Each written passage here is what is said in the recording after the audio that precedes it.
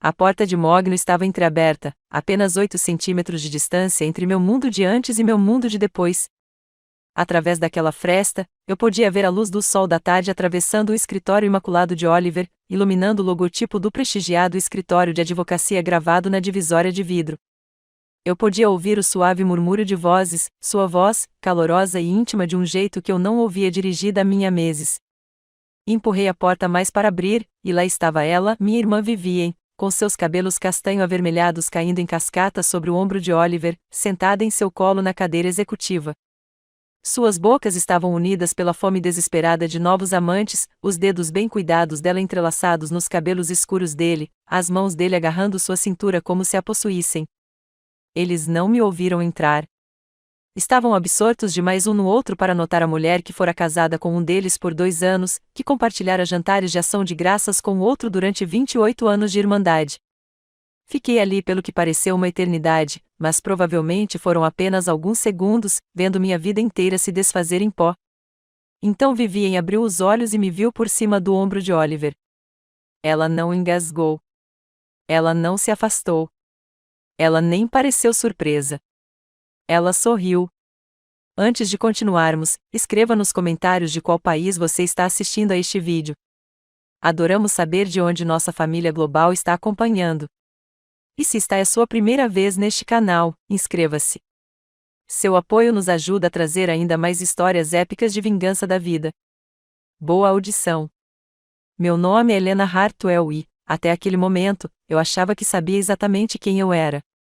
Eu era a esposa que preparava lanches caseiros e deixava bilhetes de incentivo em pastas. Eu era a irmã que nunca perdia uma ligação de aniversário e sempre oferecia um ombro para chorar. Eu era a filha que visitava todos os domingos e fingia não notar quando minha mãe comparava minhas conquistas à carreira mais glamourosa de Vivien em relações públicas de moda. Eu também era, aparentemente, uma tola. Ah, disse Vivien, finalmente saindo do colo de Oliver, mas sem fazer nenhum esforço para arrumar sua aparência desgrenhada. Helena, você chegou cedo. Cedo, como se fosse um compromisso agendado, como se eu os tivesse incomodado de alguma forma ao entrar no escritório do meu marido. Oliver ajeitou a gravata com uma calma treinada, da mesma forma que fazia antes de reuniões com clientes. Seus olhos cinzentos, aqueles pelos quais eu me apaixonara durante nossas sessões de estudo na faculdade, encontraram os meus com algo que não era exatamente culpa, mas também não era exatamente desafio. Era indiferença. Precisamos conversar, disse ele, como se aquelas 4 palavras pudessem de alguma forma dar sentido ao que eu acabará de testemunhar. Sobre o quê? As palavras saíram estranguladas, quase irreconhecíveis como minha própria voz. Sobre há quanto tempo isso está acontecendo? Sobre quantas vezes você, Helena, por favor? A voz de Vivien carregava aquele tom familiar de condescendência que ela aperfeiçoara na infância. Não torne isso mais difícil do que o necessário. Mais difícil do que o necessário. Olhei para ela, olhei de verdade. Vivien sempre fora linda, a confiante, a que conseguia entrar em qualquer ambiente e chamar a atenção. Aos 30 anos, ela era 2 anos mais nova que eu, mas sempre agira como se fosse décadas mais sábia. Hoje, sentada no sofá de couro enquanto Oliver permanecia atrás da mesa como se fosse uma reunião de negócios, ela parecia radiante. Há quanto tempo? Perguntei. Oliver e Vivien trocaram um olhar, o tipo de olhar íntimo e conspiratório que os amantes compartilham. Aquilo me atingiu como um golpe físico. 8 meses, disse Oliver finalmente. Desde a sua festa de aniversário? Minha festa de aniversário. Aquela em que Vivien usou aquele vestido vermelho deslumbrante e encantou todos os colegas de Oliver. Aquela em que ela ficou até tarde para ajudar na limpeza enquanto Oliver e eu discutíamos sobre suas horas de trabalho cada vez mais longas. Aquela em que eu realmente a agradeci por ser uma irmã tão maravilhosa. 8 meses, repeti, entorpecida. Olha, Helena, disse Vivien, cruzando as pernas como se estivesse se preparando para uma conversa casual. Eu sei que é um choque, mas, sinceramente, provavelmente é para o seu bem. Você e Oliver estão se distanciando há séculos. Todo mundo percebe. Todo mundo, acrescentou Oliver, com sua voz de advogado fria e comedida. Nosso casamento já tinha acabado. Isso só acelerou as coisas. A audácia era de tirar o fôlego. Eles se sentaram ali, as duas pessoas em quem eu mais confiava no mundo, e conversaram sobre o meu casamento como se fosse uma fusão empresarial que simplesmente tivesse chegado ao fim. Sem desculpas, sem explicações sobre como tudo tinha acontecido ou expressões de arrependimento, apenas uma crueldade prosaica, proferida com a indiferença casual de quem discute o tempo. Quero você fora de casa, eu disse a Oliver, surpresa com a firmeza na minha voz. Ele riu. Riu mesmo. Helena, a casa é minha. Meu nome está na escritura. Você é quem vai embora. E para onde exatamente eu devo ir? Vivien e Oliver trocaram mais um daqueles olhares. Na verdade, disse Vivien, eu estive pensando nisso. Mamãe anda dizendo que está sozinha desde que papai faleceu. Talvez este seja o momento perfeito para você voltar para casa. Ajude a cuidar dela. Voltar para casa. Aos 32 anos, depois de construir uma vida e uma carreira como designer gráfica freelancer, queriam que eu voltasse sorrateiramente para o quarto da minha infância como uma fracassada. Mamãe sabe? A pergunta escapou antes que eu pudesse contê-la. O sorriso de Vivien se alargou. Eu contei a ela ontem. Ela entende. Ela sempre disse que o Oliver era bom demais para você. Ela se conteve, mas o estrago já estava feito. Bom demais para mim. Minha própria mãe achava que meu marido era bom demais para mim. Ela está realmente animada com a ideia de todos nós sermos uma família, continuou Vivien. Ela disse que já era hora do Oliver encontrar alguém que corresponda à sua ambição. A sala pareceu se inclinar. Eles não só vinham mantendo aquele caso há meses, como já tinham envolvido minha mãe, já tinham feito planos para minha deportação, já tinham decidido como reestruturar a vida de todos em torno da traição deles. Olhei para Oliver, olhei de verdade para ele, o homem que eu havia apoiado durante a faculdade de Direito, que havia prometido me amar na saúde e na doença, que havia sussurrado que eu era tudo para ele na nossa noite de núpcias. Ele estava checando o celular. Preciso de um pouco de ar, consegui dizer. Helena, espere, Oliver chamou enquanto eu me dirigia à porta. Deveríamos discutir as coisas práticas. O divórcio, a divisão de bens. Bens? Virei-me para encará-lo. Que bens, Oliver? Está tudo no seu nome. Lembra? Você insistiu nisso para fins fiscais. Ele teve a delicadeza de parecer momentaneamente desconfortável. Bem, sim, mas podemos resolver alguma coisa. Não sou irracional. Irracional? O homem que estava transando com a minha irmã há 8 meses estava preocupado em ser visto como irracional. Saí sem dizer mais nada. A viagem para casa foi um borrão de lágrimas, raiva e uma dormência estranha e distante que parecia estar caminhando em um sonho. Nossa casa, a casa do Oliver, aparentemente, ficava no final de uma rua sem saída tranquila em um bairro nobre que havíamos escolhido juntos porque tínhamos conversado sobre encher os quartos extras com crianças algum dia.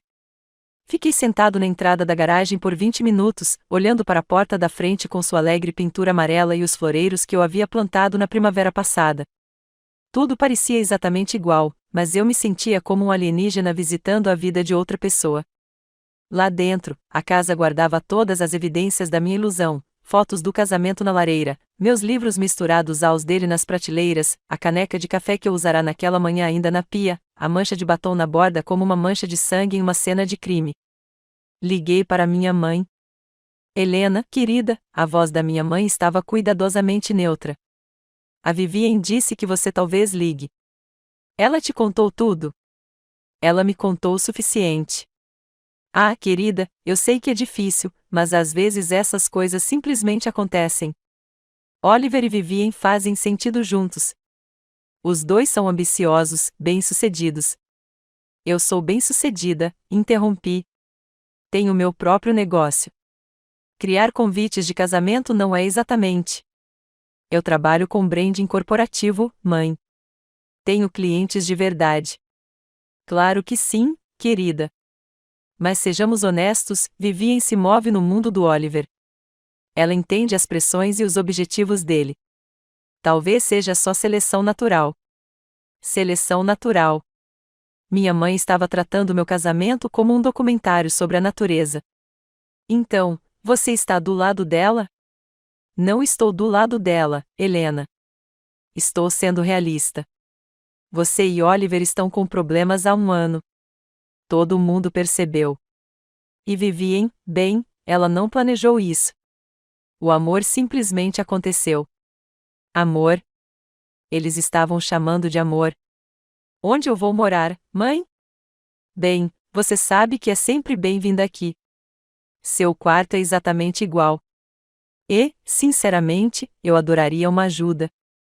A casa está ficando grande demais para eu conseguir administrar sozinha. Havia o prêmio de consolação. Depois que meu marido roubasse minha irmã, ou minha irmã roubasse meu marido, eu poderia voltar para casa e ser a cuidadora da minha mãe. Preciso pensar, eu disse. Claro. Leve o tempo que precisar. Mas, Helena, tente não tornar isso feio. Pelo bem de todos. Pelo bem de todos. Não por mim. Pelo bem de todos. Desliguei e me servi de uma taça de vinho. Depois outra. Depois outra. Quando Oliver chegou em casa, às 21h30, eu estava sentada na sala com uma garrafa vazia e a cabeça cheia de lucidez. Helena, disse-lhe cuidadosamente, afrouxando a gravata. Precisamos discutir a logística, os aspectos práticos dessa transição. Já falei com meu advogado. Seu advogado, eu disse. Helena, por favor, não repita tudo o que eu digo. É infantil. Infantil? A mulher cuja vida ele acabará de destruir estava sendo infantil. Eu fiz uma proposta de acordo razoável, continuou ele, tirando uma pasta da maleta. Considerando que a maior parte dos nossos bens são pré-nupciais ou estão em meu nome, estou disposto a ser generoso.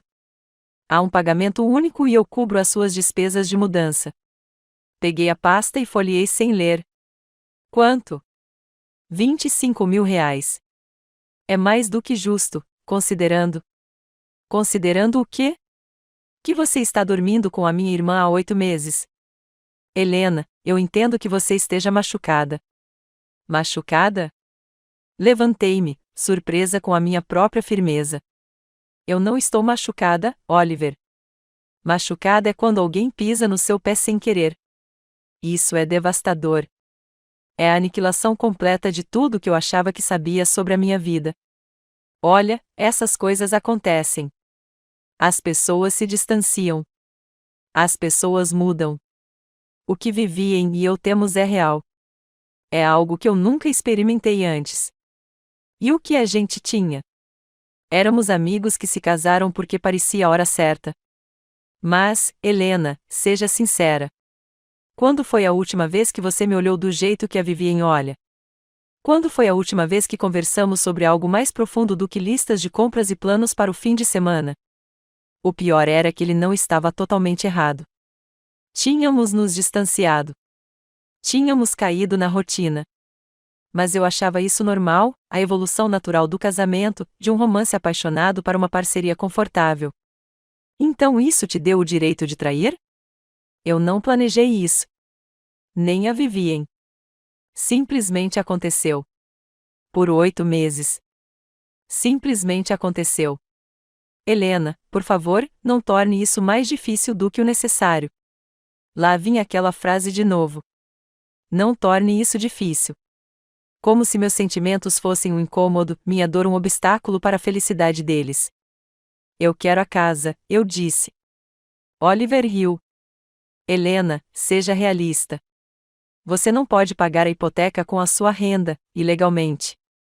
Eu não me importo com a legalidade. Eu quero a casa. Não é assim que funciona. Estou te oferecendo um acordo justo. Aceite. Ou o quê? Ou eu peço o divórcio com base em diferenças irreconciliáveis, e você sai com o que o tribunal decidir te dar, o que, considerando que tudo está em meu nome e não temos filhos, não será grande coisa. Ele tinha tudo planejado. O advogado tinha jogado todos os ângulos, coberto todas as bases. Eu deveria pegar meus $25.000 e desaparecer discretamente para que ele pudesse começar uma nova vida com a minha irmã. Quando você quer que eu saia? No final do mês. Isso lhe dá 2 semanas para encontrar outro lugar para morar. 2 semanas. Ele estava me dando 2 semanas para desmantelar uma vida que passei anos construindo. Ótimo, eu disse. Oliver pareceu surpreso. Ótimo? Ótimo. Sairei até o final do mês. Ótimo. Fico feliz que possamos lidar com isso com maturidade. Com maturidade. O homem que vinha tendo um caso secreto com minha irmã por quase um ano queria nos parabenizar pela maturidade. Naquela noite, depois que Oliver foi para a cama no quarto de hóspedes, aparentemente, sua consciência tinha alguns limites, sentei-me ao computador e comecei a planejar até o amanhecer. Sempre fui uma pesquisadora. Foi isso que me tornou boa no meu trabalho. Investiguei profundamente as empresas clientes, entendi seus valores e seus concorrentes, encontrei a maneira perfeita de representar visualmente suas histórias. Agora, eu usava essas mesmas habilidades para entender exatamente o que meu marido e minha irmã tinham feito comigo. A primeira coisa que descobri foi que Oliver tinha sido mais cuidadoso do que eu imaginava. A casa, os carros, até mesmo nossa conta bancária conjunta, tudo estava estruturado para minimizar minha reivindicação aos bens conjugais. Todas as compras importantes tinham sido programadas para ocorrer pouco antes do nosso casamento ou justificadas como despesas comerciais. Oliver Hartford, da Esquire, aparentemente já vinha planejando a possibilidade de divórcio desde antes do nosso casamento. A segunda coisa que descobri foi que este não era o primeiro rodeio deles. Levei 3 dias vasculhando arquivos de redes sociais, cruzando fotos e linhas do tempo, mas encontrei o padrão. Oliver tinha um histórico de relacionamentos com irmãs, não literalmente, mas amigas íntimas, sócias, mulheres que existiam nos círculos sociais uma da outra. Sua namorada anterior havia sido roubada pela melhor amiga. A mulher anterior o havia perdido para um colega. E Vivien, minha linda e charmosa irmã, tinha seu próprio padrão, 3 relacionamentos anteriores que terminaram quando ela se envolveu com homens que já estavam comprometidos. Ela colecionava homens indisponíveis como algumas pessoas colecionam vinho vintage. Eles não se apaixonaram. Eles se encontraram, 2 predadores que gostavam mais da caça do que do prêmio. Eu ainda estava processando essa revelação quando a campainha tocou. Vivien estava na minha varanda, segurando uma garrafa de vinho e com uma expressão que eu só poderia descrever como agressiva e solidária. Helena, precisamos conversar. Precisamos? Posso entrar? Dei um passo para o lado, curiosa apesar de tudo. Vivien se acomodou no meu sofá, o mesmo que eu havia escolhido na casa em que ela estava prestes a morar, e serviu 2 taças de vinho sem pedir. Eu sei que você me odeia agora, ela começou. Na verdade, não. Não sei bem o que sinto, mas não é ódio. Ótimo, porque eu realmente acho que podemos superar isso como irmãs. Como irmãs. A sensação de direito casual era impressionante. Oliver e eu nunca quisemos que isso acontecesse. Mas Helena, você tem que admitir que vocês 2 não estavam felizes. Vocês não estão felizes há meses. Você planejava me contar alguma vez? Claro. Só queríamos ter certeza. Não queríamos te machucar desnecessariamente se não desse certo. Que consideração. Helena, não seja sarcástica. Não combina com você. Vivien tomou um gole de vinho e me estudou com aquele olhar calculista que eu estava começando a reconhecer. A questão é que Oliver e eu somos bons juntos. Muito bons. Nós nos desafiamos intelectualmente. Temos os mesmos objetivos, os mesmos interesses, a mesma completa falta de senso moral. Viu? É isso que eu quero dizer. Esse seu lado amargo e vingativo. Não é atraente, Helena. É parte do motivo pelo qual as coisas desandaram com Oliver, para começo de conversa. Olhei para ela. Você está me culpando pelo seu caso. Não estou culpando ninguém. Só estou dizendo que talvez se você tivesse se esforçado mais no seu casamento, se tivesse tentado crescer com o Oliver em vez de ficar parada. Eu fiquei parada. Helena, quando foi a última vez que você leu um livro que não fosse um romance?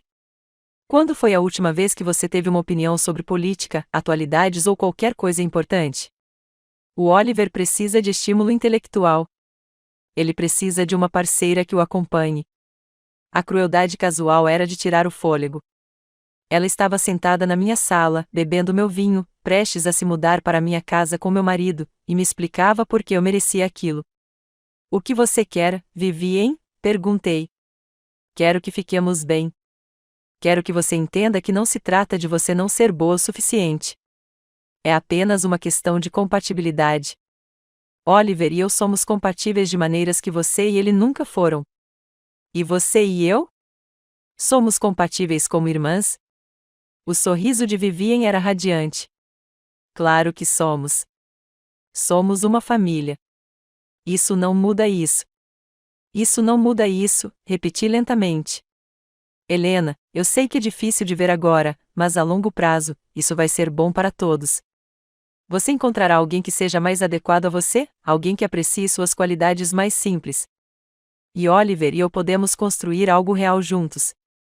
Qualidades mais simples. Sabe o que eu quero dizer? Você é carinhosa, doce e doméstica. Isso é maravilhoso, mas não é o que Oliver precisa. Ele precisa de alguém que corresponda à sua ambição. Alguém que entenda o mundo dele. Alguém como você. Exatamente. Vivien terminou seu vinho e olhou o celular. Preciso ir. Oliver vai me buscar para jantar. Vamos nos reunir com os sócios seniores do escritório dele. Ela já estava desempenhando o papel de esposa do advogado, já fazendo networking e se posicionando no mundo profissional dele. Enquanto isso, esperavam que eu saísse graciosamente do palco pela esquerda. Helena, Vivien parou na porta. Tente não tornar isso mais difícil do que o necessário. Pelo bem de todos. Lá vinha aquela frase de novo. O lema da família, aparentemente. Depois que ela foi embora, sentei-me na sala de estar e senti algo mudar dentro de mim. Não era exatamente raiva, nem desgosto. Era algo mais puro, mais nítido e infinitamente mais perigoso. Era clareza. Margaret Reeves tinha o tipo de presença que deixava os advogados da parte contrária nervosos. Aos 55 anos, ela tinha cabelos grisalhos e olhar aguçado, com a reputação de assumir casos que outros advogados consideravam invencíveis. Seu escritório tinha vista para a cidade a partir do 32º andar, e seus honorários refletiam sua taxa de sucesso. Encontrei seu nome em uma busca no Google por melhores advogados de divórcio e passei 2 dias lendo sobre seus casos. Ela se especializou no que chamava de dissolução conjugal de alto conflito, em divórcios envolvendo patrimônio significativo, disputas complexas de custódia ou, no meu caso, cônjuges que se achavam mais espertos que o sistema. Senhorita Hartwell, disse ela, revisando a proposta de acordo que Oliver me dera. A proposta do seu marido é um insulto. Ele diz que é generosa. Ele está mentindo. Em um casamento de 2 anos, com bens em comum e uma família com dupla renda, você tem direito a muito mais do que isso. O fato de ele ter estruturado tudo para minimizar sua reivindicação sugere premeditação. Premeditação? Ele vem planejando o divórcio desde antes de vocês se casarem. Vejam o cronograma. Cada compra importante, cada decisão financeira, cada transferência de patrimônio, este homem vem se protegendo de um futuro acordo de divórcio desde o primeiro dia. Eu me senti mal, então ele nunca pretendeu que fosse permanente. Não posso falar sobre as intenções dele, mas posso falar sobre as ações dele. E as ações dele sugerem um homem que estava sempre planejando sua estratégia de saída. Margaret recostou-se na cadeira de couro e me observou. A questão é, o que você quer com este divórcio? Eu quero o que é justo. Justo é subjetivo. Estou perguntando o que você quer. Pensei nisso. O que eu queria? A casa, o dinheiro, a vingança? Quero que eles entendam que não vou desaparecer silenciosamente. Margaret sorriu pela primeira vez desde que entrei em seu escritório. Agora estamos chegando a algum lugar. Conte-me sobre sua irmã. Contei tudo a ela, o caso, a cronologia, a crueldade casual, a completa falta de remorso de Vivien. Contei a ela sobre a reação da minha mãe, sobre o jantar em família em que esperavam que eu fosse legal enquanto eles reestruturavam suas vidas em torno da minha traição. Interessante, disse Margaret quando terminei. Sua irmã trabalha com relações públicas de moda. Ela representa vários estilistas de alto padrão e está construindo um relacionamento com os colegas de escritório de advocacia do seu marido. Ela já começou a fazer networking com eles. Aparentemente, ela está se posicionando como a esposa perfeita de um advogado. Margarete anotou. E as redes sociais? Estão sendo discretas? Peguei meu celular e mostrei a ela as fotos que eu havia capturado. Oliver vivia em restaurantes, em eventos de trabalho, no teatro, sempre cuidadosamente encenados para parecerem profissionais, mas com uma intimidade que seria óbvia para qualquer um que soubesse o que procurar. Eles estão sendo cuidadosos, observou Margarete. Mas não cuidadosos o suficiente. O que você quer dizer? Seu marido é sócio júnior de uma empresa de prestígio. A imagem importa na profissão dele, valores familiares, estabilidade, confiabilidade. Essas coisas afetam suas perspectivas de crescimento. E ter um caso com a irmã da esposa e, ao mesmo tempo, manipular os bens do casal para tirar a esposa de um acordo justo? Isso não vai cair bem para os sócios seniores. Senti uma faísca de algo que poderia ter sido esperança. O que podemos fazer? Podemos pedir o divórcio por adultério. Podemos exigir uma perícia completa de todos os bens conjugais. Podemos intimar as comunicações entre seu marido e sua irmã para estabelecer a cronologia do caso deles. Isso vai ajudar? Vai tornar a vida dele muito desconfortável. E o desconforto tem um jeito de tornar as pessoas mais razoáveis em relação a acordos. Os honorários da Margarete eram altos, mas eu tinha o suficiente na minha poupança para cobrir o adiantamento. Isso me deixaria sem dinheiro, mas também deixaria Oliver e Vivien com uma briga inesperada. Só mais uma coisa, disse Margarete enquanto eu me preparava para sair. Você mencionou que a carreira da sua irmã depende da reputação dela na indústria da moda. Sim. Por quê? Sem motivo. Só estou pensando em todas as nossas opções. Oliver recebeu os papéis do divórcio numa segunda-feira de manhã em seu escritório. Eu sabia disso porque Margarete havia providenciado um serviço profissional em vez de carta registrada, o máximo em constrangimento. Eu também sabia porque Oliver me ligou em menos de uma hora, com a voz trêmula de raiva. Helena, que diabos é isso? Papéis do divórcio. Achei que era isso que você queria. Alegações de adultério, perícia contábil? Você está exigindo metade de tudo. Estou exigindo o que tenho por direito. Tínhamos um acordo. Tínhamos a sua proposta unilateral. Decidi recusar. Houve uma longa pausa. Helena, você está cometendo um erro. Isso vai ficar feio. Já está feio, Oliver. Só estou decidindo não fingir o contrário. Não vou deixar você destruir a minha carreira por causa disso. Não estou tentando destruir a sua carreira. Estou tentando conseguir um acordo de divórcio justo. Levando nossos assuntos particulares para os tribunais? Me fazendo parecer? Como que, Oliver? Como um homem que traiu a esposa com a irmã dela? Outra pausa. Se você acha que pode me envergonhar e me obrigar a te dar mais dinheiro. Não quero te envergonhar, mas não vou desaparecer em silêncio para que você possa começar sua nova vida sem consequências. Helena, me escute com atenção. Se você prosseguir com esse processo, vou garantir que se arrependa. Eu tenho recursos, contatos. Você está me ameaçando? Estou te avisando. Recue, aceite a oferta de acordo e vá embora, ou a situação vai piorar muito para você. Desliguei na cara dele. Em 2 horas, Vivien estava à minha porta. Ao contrário da visita anterior, ela não estava trazendo vinho nem demonstrando uma expressão de compaixão. Estava furiosa. Helena, você tem que parar com isso. Parar o quê? Esse processo ridículo. Você tem ideia do que está fazendo com a reputação do Oliver?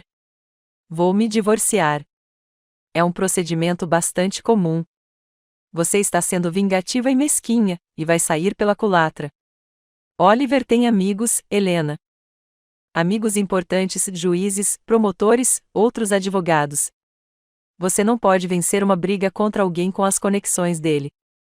Observe-me. Vivien se aproximou e, pela primeira vez, vi preocupação de verdade em seus olhos. Helena, estou tentando te ajudar.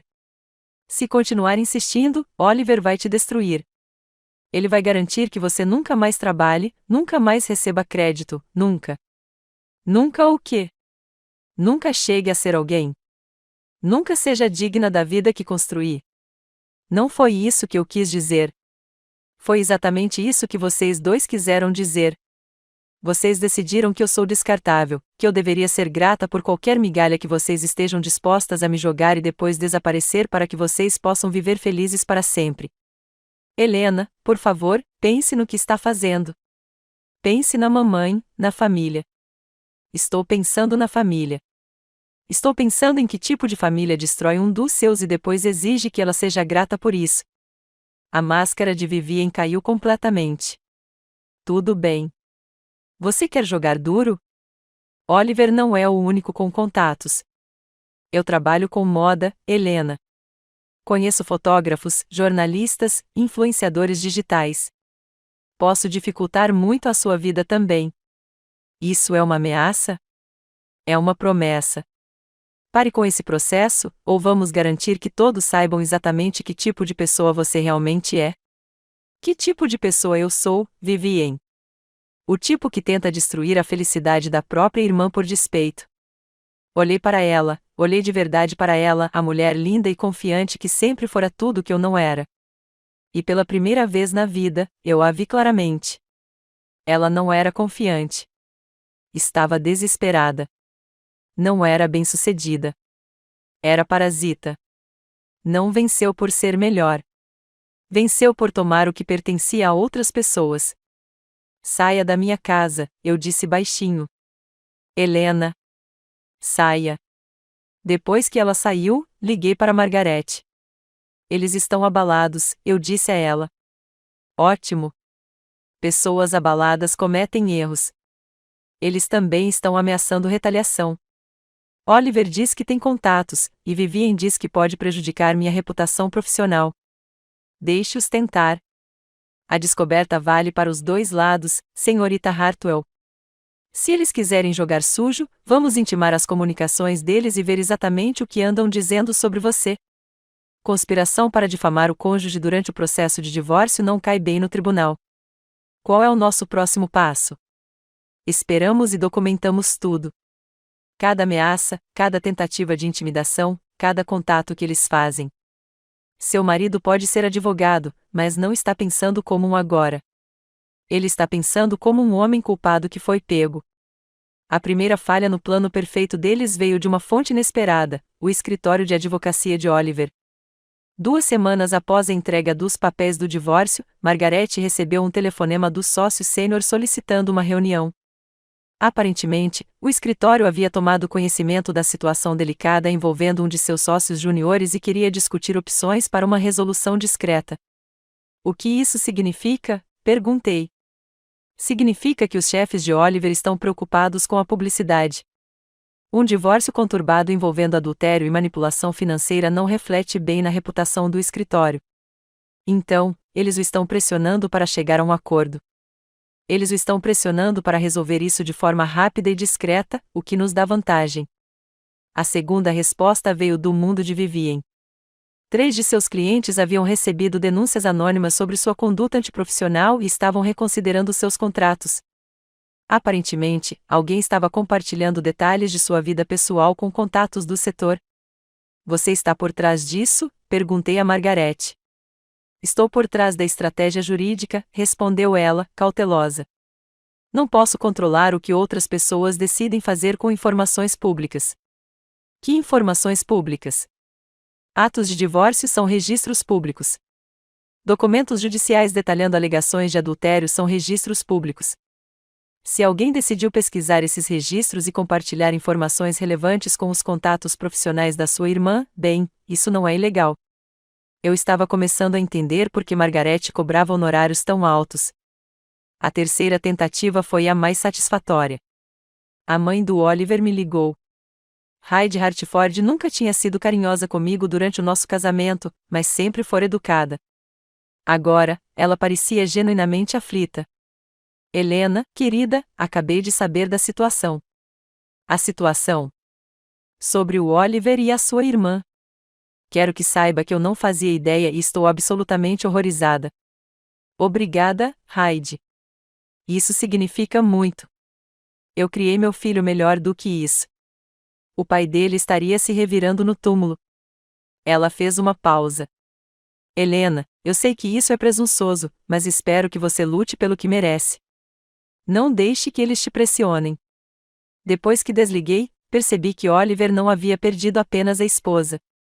Ele havia perdido o respeito da família, dos colegas e provavelmente de si mesmo, mesmo que ainda não estivesse pronto para admitir.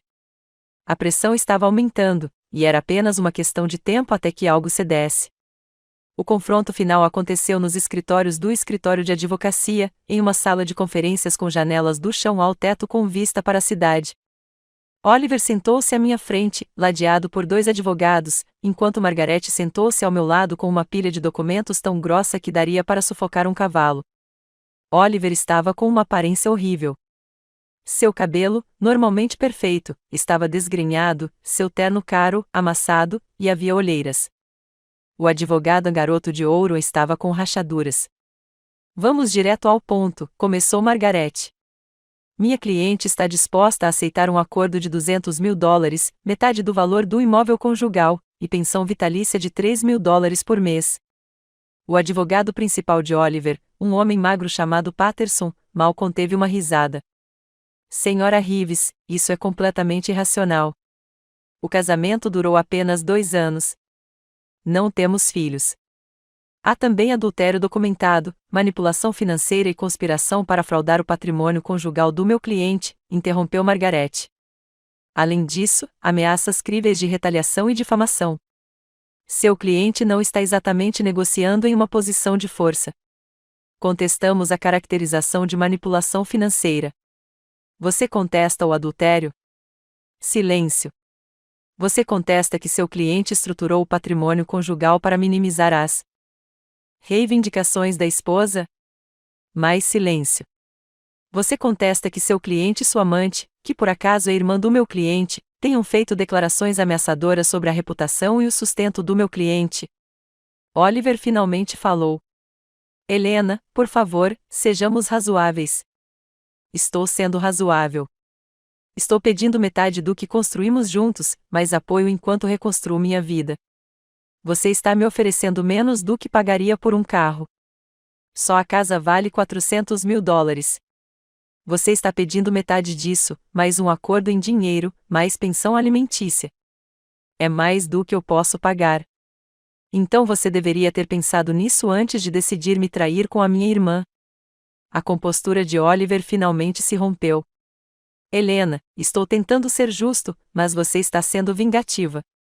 Todo esse processo, essa atenção da mídia, arrastar nossos assuntos pessoais para os tribunais. Atenção da mídia, interrompi. Não finja que não sabe.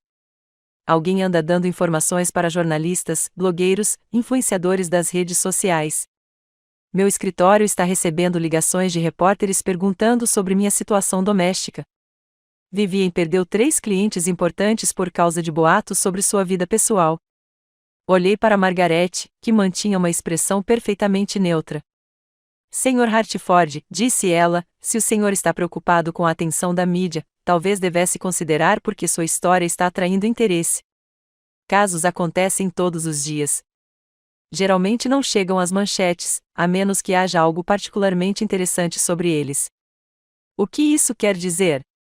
Significa que um sócio júnior de um prestigiado escritório de advocacia manipulando bens conjugais enquanto mantém um caso com a irmã de sua esposa é um texto convincente, especialmente quando esse mesmo advogado ameaça retaliar contra sua esposa por exigir um acordo justo. Oliver empalideceu. O senhor tem conversado com jornalistas. Eu não falo com jornalistas, Sr. Hartford. Mas não posso controlar quais registros públicos eles decidem examinar ou que conclusões tiram desses registros. Patterson se inclinou para a frente. Senhora Reeves, se a senhora está insinuando que orquestrou algum tipo de campanha na mídia. Não estou insinuando nada. Estou apenas observando que o interesse público neste caso parece estar crescendo. Aliás, recebi uma ligação ontem de um produtor do Canal 7. Aparentemente, eles estão considerando uma matéria sobre como a lei do divórcio pode ser manipulada para prejudicar as mulheres. A sala ficou em silêncio absoluto. É claro, continuou Margaret, um acordo rápido e justo eliminaria a necessidade de mais atenção da mídia. Minha cliente não está interessada em publicidade. Ela só quer o que lhe é devido. Oliver parecia prestes a vomitar. Helena, você não pode fazer isso. Minha carreira. Sua carreira sobreviverá, Oliver. Ela pode até ser melhorada se você mostrar que consegue lidar com adversidades pessoais com elegância e integridade. Isso não é elegância e integridade. Isso é extorsão. Não, eu disse baixinho. Isso são consequências. Olhamos um para o outro através da mesa de conferências polida, e eu vi o momento exato em que Oliver percebeu que havia perdido não apenas o casamento, não apenas o dinheiro, mas a narrativa. Ele esperava que eu desaparecesse em silêncio, que absorvesse a dor e a humilhação em particular enquanto ele seguia em frente com sua nova vida. Em vez disso, eu o forcei a confrontar as consequências públicas de suas escolhas. Preciso discutir isso com meu cliente, disse Patterson. Claro, respondeu Margaret. Daremos a você 24 horas para responder. Oliver me ligou naquela noite, ignorando completamente os advogados. Helena, precisamos conversar. Só nós dois. Não acho que seja uma boa ideia. Por favor, uma conversa sem advogados, sem ameaças, sem nenhuma dessas manobras legais. Só nós dois. Algo em sua voz me fez concordar. Nos encontramos em um café no centro da cidade, território neutro onde nenhum de nós guardava lembranças. Oliver parecia exausto. O advogado confiante que me dispensara tão casualmente em seu escritório havia sumido, substituído por um homem que parecia ter envelhecido anos em semanas. Eu nunca quis que acontecesse assim, disse-lhe sem preâmbulos. Como você quis que acontecesse? Não sei. Mais limpo, acho. Mais civilizado. Quer dizer que queria que eu desaparecesse sem fazer barulho? Oliver passou as mãos pelos cabelos. Helena, eu sei que você me odeia. Sei que te magoei de maneiras que nem consigo entender completamente, mas já fomos amigos. Já nos importamos um com o outro. Não podemos acabar com isso sem nos destruirmos?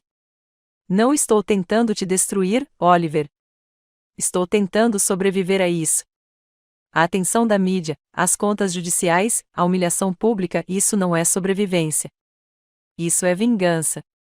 Estudei seu rosto, procurando por qualquer vestígio do homem que eu um dia amei.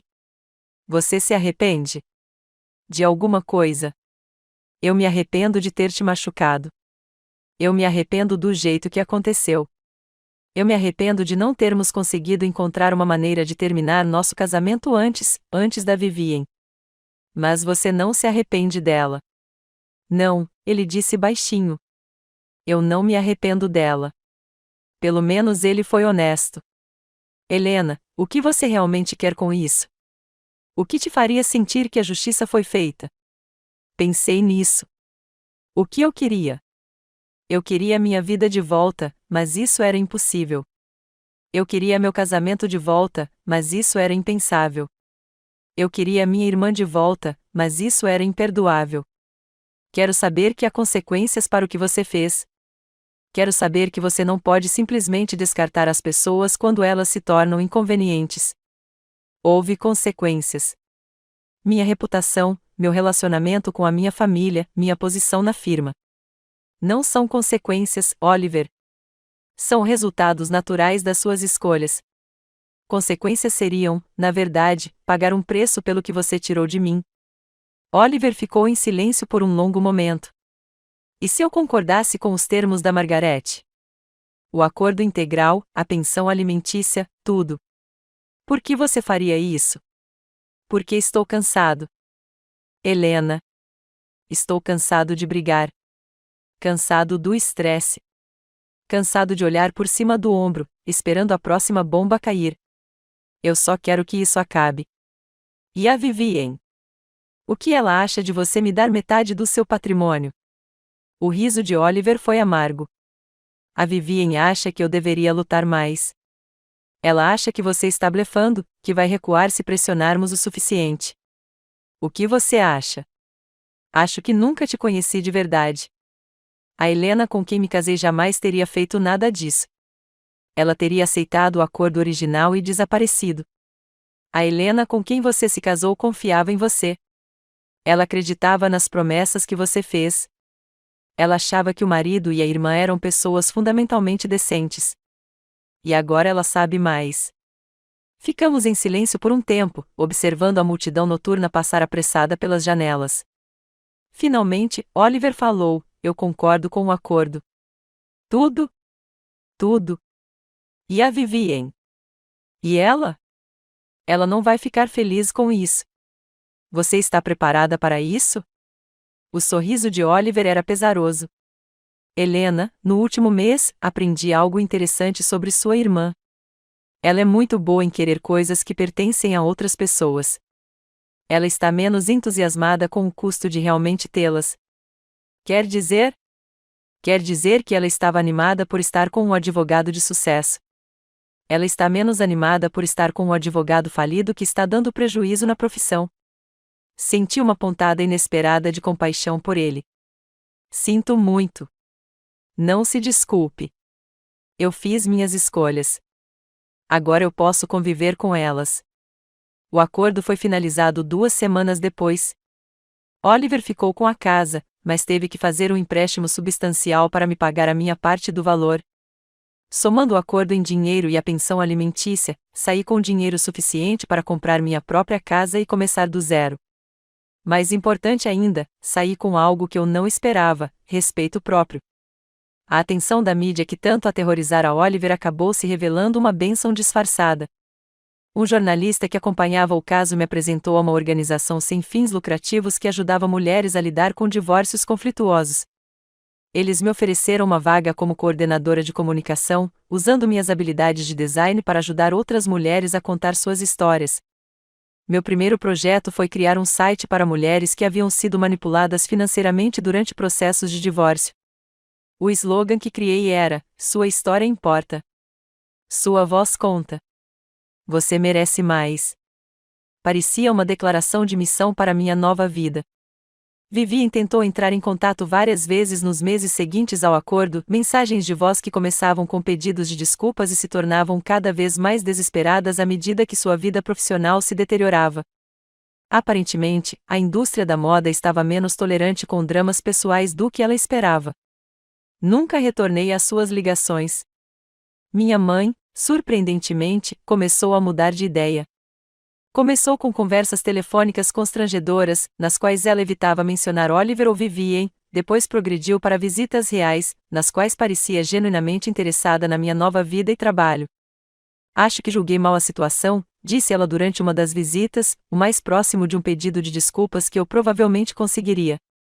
Seu pai sempre dizia que você era forte.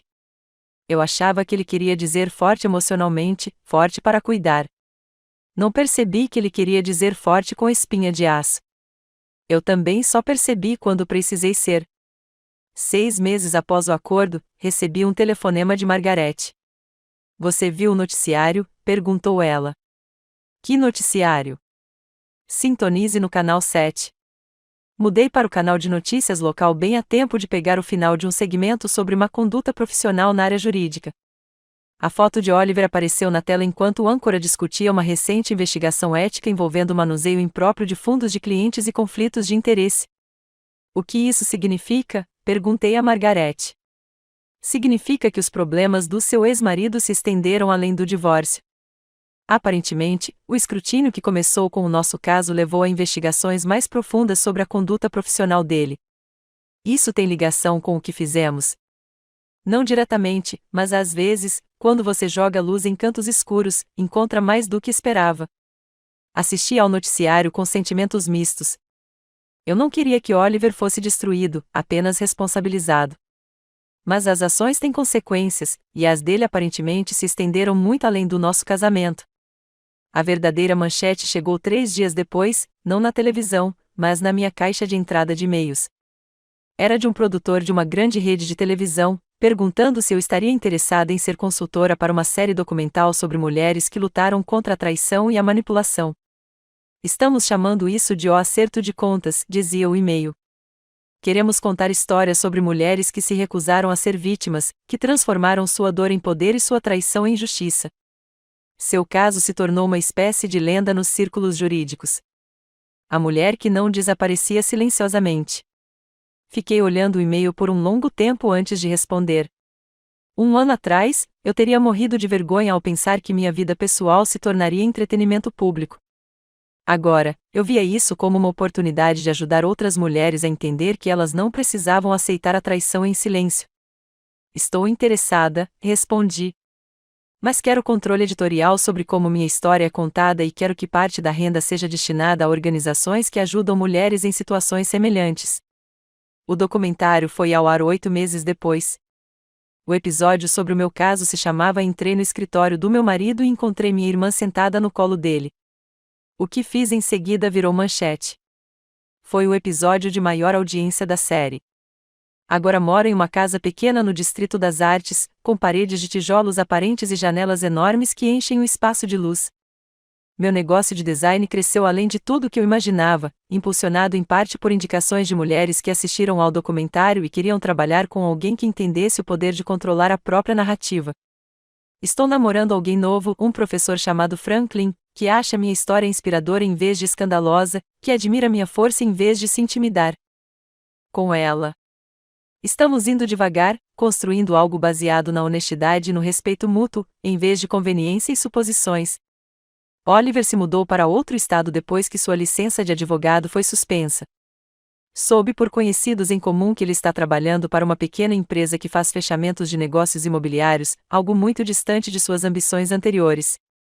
Ele e Vivien se separaram 7 meses após o acordo, aparentemente incapazes de sobreviver à transição de um romance proibido para a realidade cotidiana. Vivien tentou reconstruir sua carreira em relações públicas, mas descobriu que a reputação te persegue em pequenos setores. A última notícia que tive foi que ela estava trabalhando para uma empresa de comunicação corporativa em outra cidade, um emprego respeitável, mas sem graça, que paga as contas, mas não alimenta seu ego. Minha mãe e eu reconstruímos nosso relacionamento em novos termos. Ela vem jantar todos os domingos e conversamos sobre livros, política e meu trabalho com a organização sem fins lucrativos. Ela nunca menciona Oliver ou Vivien, a menos que eu os mencione primeiro, o que raramente faço. Não os odeio mais, nem Oliver, nem Vivien, nem mesmo a mim mesma pelos anos que passei sendo alguém menor do que precisava ser. O ódio é exaustivo, e tenho coisas melhores para fazer com minha energia. Mas eu também não os perdoei. Perdão implica que o que eles fizeram foi perdoável, e eu não acredito que tenha sido. Você não perdoa alguém por um assassinato porque a pessoa parece arrependida depois. Você não perdoa uma traição só porque os traidores seguiram em frente. Em vez disso, fiz algo mais poderoso, superei-os completamente. Às vezes, tarde da noite, quando estou trabalhando em um novo projeto ou lendo na minha sala de estar, penso naquela tarde em que entrei no escritório do Oliver e vi meu mundo acabar. Penso na mulher que eu era naquela época, confiante, complacente, disposta a se diminuir para evitar conflitos. Aquela mulher se foi, não destruída, mas transformada. Em seu lugar está alguém mais duro, mais sábio e infinitamente mais perigoso para pessoas que confundem gentileza com fraqueza. O produtor do documentário estava certo sobre uma coisa: eu havia me tornado uma espécie de lenda em certos círculos, não como uma vítima injustiçada, mas como uma mulher que se recusou a aceitar que ser injustiçada era o fim da sua história. Meu telefone às vezes toca com ligações de mulheres em situações semelhantes, mulheres que encontraram meu número por meio de uma organização sem fins lucrativos ou souberam do meu caso por meio de amigas de amigas. Elas sempre começam da mesma maneira: não sei o que fazer. Me sinto tão impotente. E eu sempre digo a elas a mesma coisa: você não é impotente. Você só não descobriu como usar seu poder ainda. Porque foi isso que aprendi naqueles meses de batalhas jurídicas, atenção da mídia e drama familiar: todos têm poder. A questão é se você está disposta a usá-lo. Eu estava. E fez toda a diferença. As manchetes que se seguiram não eram apenas sobre o meu caso. Elas eram sobre uma escolha, a escolha de lutar, de exigir mais, de se recusar a desaparecer silenciosamente na narrativa de outra pessoa sobre sua vida.